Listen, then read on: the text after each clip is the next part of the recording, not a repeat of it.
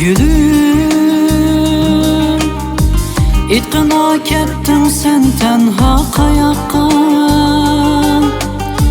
Bu kecha qoldim sendan bak yiroqda. Qayerdasan, nelerdasan?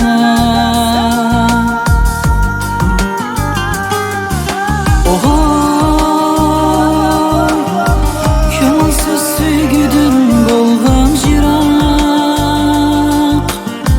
Qildi meni hech ketmas biroq.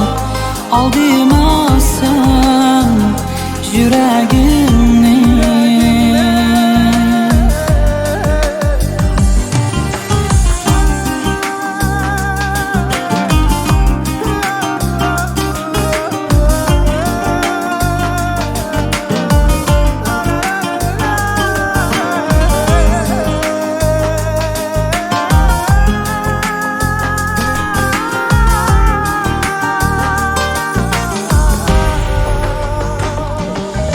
Gülüm,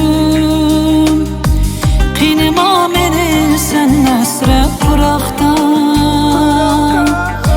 Kelgina qilgin tava bu azobda. Qayerdasan, nelerdasan?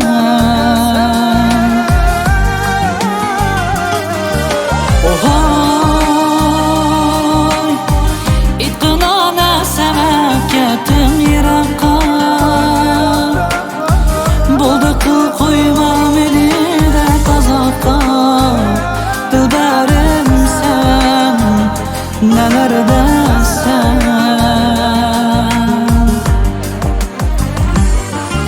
Gülüm, itqina ketdim sen tenha qayoqqa. Bu kecha qoldim sendan bak yiroqda. Qayerdasan, nelerdasan?